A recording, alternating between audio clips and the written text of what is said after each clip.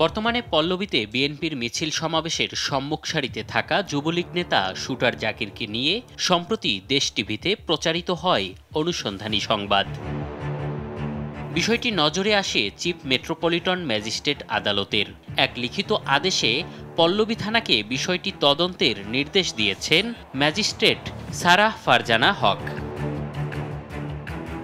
একই সাথে আদেশে বলা হয়, শুটার জাকির ও তার দলের চাঁদাবাজি সাধারণ মানুষের মৌলিক অধিকার লঙ্ঘন এবং একটি আমলযোগ্য অপরাধ। তার ভয়ে মামলা না করতে পারাটাও নাগরিকের আইনি অধিকার বিঘ্ন করেছে।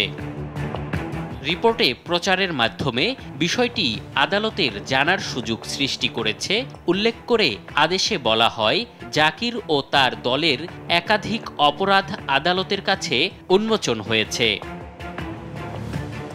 চাঁদাবাজি সহ মানবাধিকার লঙ্ঘনের জড়িতদের বিস্তারিত কর্মকাণ্ড ও প্রতিবেদনে প্রচারিত ভুক্তভোগীদের বক্তব্য ১৬১ ধারায় লিপিবদ্ধ করার আদেশও দেয়া হয়।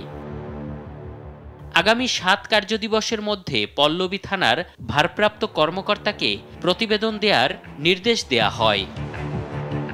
যুবলীগ নেতা থেকে রাতারাতি বিএনপি নেতা বনে গিয়ে জাকিরের চাঁদাবাজি ও তাণ্ডব নিয়ে গত ২৫ জুলাই প্রতিবেদন প্রচার করে দেশ টিভি। এম এ আজিম, দেশ টিভি, ঢাকা।